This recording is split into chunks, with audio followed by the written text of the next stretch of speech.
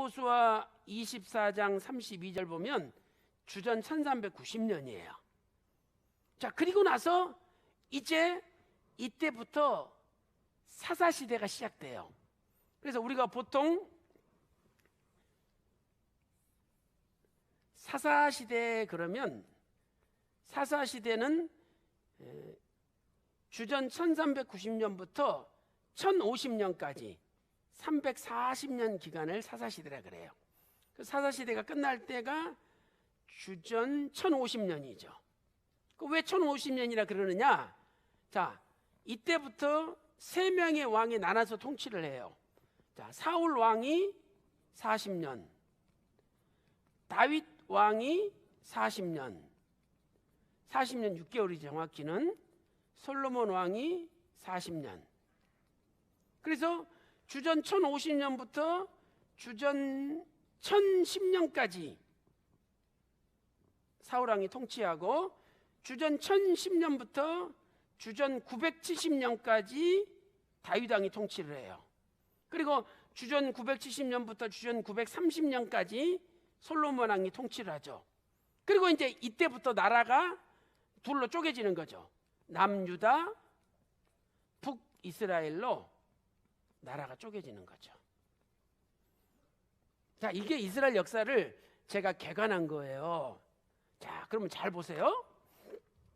자, 이 중에서 이 람이라는 사람은 언제 살았느냐? 요 애굽 430년 초기에, 이 초기에 람이라는 사람이 사는 거예요. 자, 왜냐하면 람의 아버지가 헤스론이잖아요. 그런데 역대상 2장 9절에 보면은요, 헤스론이 아들이 3명이 했다는 말이 나와요. 람, 그 다음에 글루베,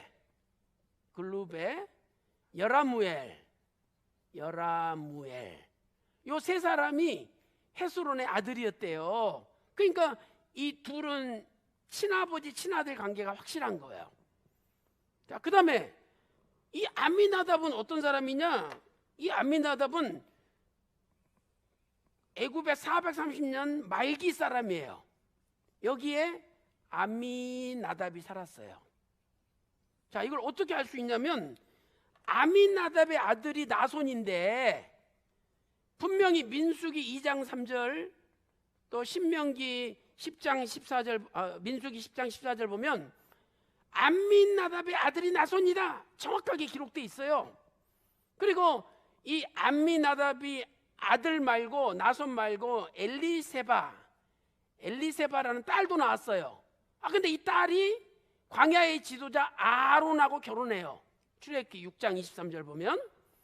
그러니까 분명히 이렇게 암민나답이 나손 아들과 딸 엘리사바를 낳은 걸 봤을 때 이 광야의 유다 지파의 지도자가 나손이거든요.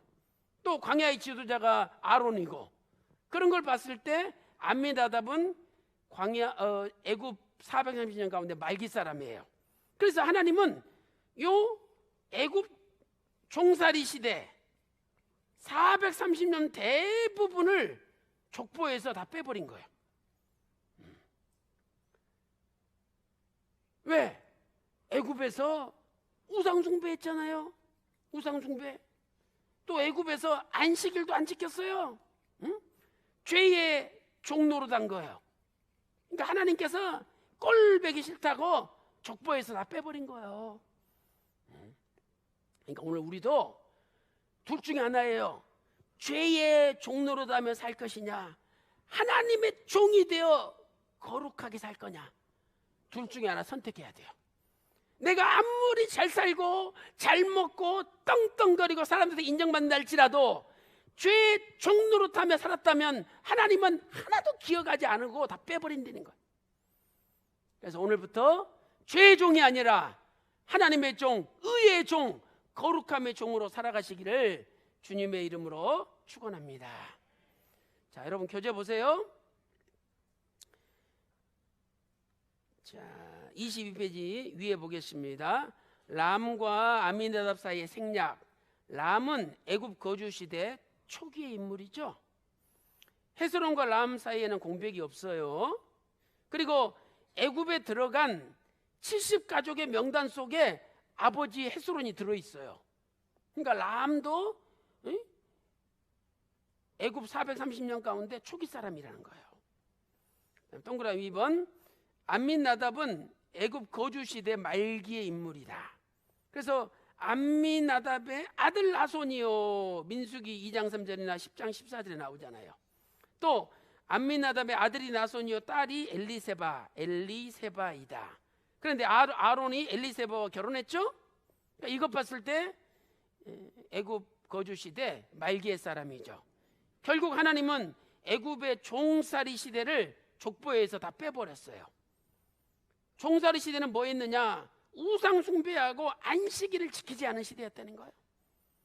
그래서 오늘 저와 여러분도 하나님 예수님의 족보에서 빠지지 않으려면 절대 우상 숭배해서는 안 되고 또 주의를 잘 지켜야 된다는 거예요. 그 거룩하게 살아야 된다는 거죠. 거기 로마서 6장 16절, 죄의 종이냐 의의 종이냐 19절 22절에 말씀하고 있잖아요.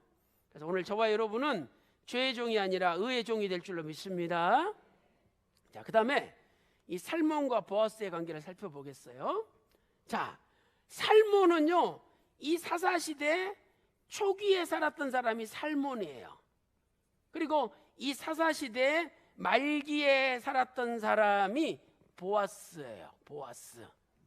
그러니까 또 하나님은 사사시대, 이 사사시대 340년 대부분을 족보에서 빼버린 거예요.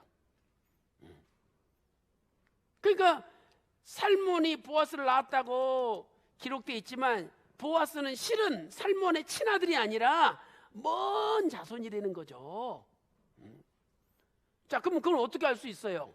살몬은 기생 라합과 결혼했잖아요. 기생 라합은 가나안 정복 전쟁 했을 때 여리고성의 기생이었어요. 아니, 전쟁할 때는 결혼도 못했어요. 그러니까 전쟁 끝나고 아마 라합과 결혼했을 거예요. 자, 이 살몬 대단한 사람이에요. 라합은요, 그냥 기생이 아니에요. 하루에도 여러 명 남자들하고 잠을 자는 창녀를 이야기해요. 그러면 여러분 아들이 아버지 저 결혼할래요? 그러면서 여자를 데리고 왔어. 근데 알고 보니까 창녀래. 여러분 결혼시키겠습니까? 살몬 보세요. 얼마나 마음이 넓은지 기생 라합의 모든 허물을 다 덮어주고 결혼한 거예요. 그래서 신기한 것은 이 살몬이라는 히브리 원문은 to cover, 덮는다 이런데, 덮다. 그러니까 살몬은 기생 라합의 모든 죄를 다 덮어주고 결혼한 거예요. 그러니까 우리 죄를 다 덮어주시는 예수님을 나타내잖아요. 얼마나 감사해요. 그 다음에 이 보아스는 룻기 4장 17절 보면 오벳을 낳았어요. 근데 오벳이 이새의 아버지고 또 다윗의 할아버지예요. 그러니까 이 족보는 빠짐이 없는 족보예요. 그럼 보세요. 요 사울 왕이 살았을 때 여기 이새가 사는 거 아니에요. 이새. 그리고 이새 아버지가 오벳이고, 근데 오벳을 보아스가 낳았어요. 그러니까 보아스는 사사시대 말기 사람이죠. 그래서 하나님은 족보에서 사사시대를 통째로 빼버린 거예요. 왜? 사사시대는 자기들 소견에 오른 대로 행했어요. 사사기서 21장 25절 보면 자기 소견에 오른 대로 행했대. 응? 자, 청년들 보세요. 전부 이쁜 여자, 멋있는 남자만 찾아. 응? 자기 소견에 오른 대로 결혼해. 그 노아시대. 하나님 보시기에 좋은 사람과 결혼해야죠. 응? 옥돌매면 어때? 옥상에서 떨어진 메주랄지라도 하나님 보시기에 좋다 그러면 결혼해야지. 응? 근데 다 자기 눈에 보기 좋은 대로 살아요. 그 사사시대. 그 사사시대는 왕이 없었대요. 하나님이 왕인데 왜 왕이 없어? 하나님을 왕으로 인정하지 않았다는 거예요. 오늘 우리는 하나님을 왕으로 인정한다면 하나님 말씀에 절대 복종하며 살아야 된다는 거예요. 자, 교재 보세요. 자, 22페이지 아래쪽 보세요. 살몬과 보아스 사이의 생략. 살몬은 기생 라합과 결혼하였다. 사사시대 초기 인물이죠. 여호수아 2장 1절. 결국 살몬은 우리의 모든 죄를 덮어주시는 예수님을 바라보게 하죠. 24페이지 보세요. 보아스는 룻과 결혼하였다. 그래서 보아스는 사사시대 말기 사람이에요. 룻기 4장 17절에 보아스, 오벳, 이세, 다윗 정확하게 나오잖아요. 결국 하나님은 사사시대 대부분을 족보에서 빼버렸다. 아니, 여러분이 이 족보 읽으면서 람이 아미나답 낳았다 그러면 진짜 아미나답이 람의 친아들인 줄 알지 뭔 자손인지 어떻게 알아요? 몰랐잖아요. 그래서 박윤식 목사님은 성경을 자그마치 1800번을 읽으셨잖아요. 여러분 성경을 많이 읽어보세요. 이 성경이 다 끝이 해져요. 이렇게 해진 성경이 수십 권이 있었어요. 그래서 우리도 성경을 열심히 읽고 기도할 때 하나님이 은혜를 주셔서 성령의 강한 조명으로 깨닫게 해주시는 거지.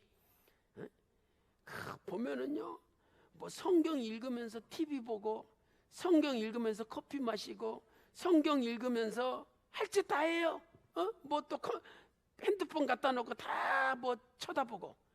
그러니 무슨 말씀이 깨달아지겠어요. 누가 뭐라 그래도 박유신 목사님은 지리산에서 3년 6개월 7일 동안 모든 걸 다 끊고 낮에는 성경을 보고 밤에는 기도하면서 하나님 앞에 매달리기 때문에 하나님이 말씀을 깨닫는 은혜를 주신 거예요. 그래서 오늘 여러분들도 정말 하나님 말씀을 간절히 사모하고 주목하세요. 그러면 하나님이 말씀을 깨닫는 은혜를 주시는 거예요. 진짜 말씀 깨달아지면은요, 연속극보다 더 재밌다니까요. 그래서 말씀을 떠날 수가 없는 거예요.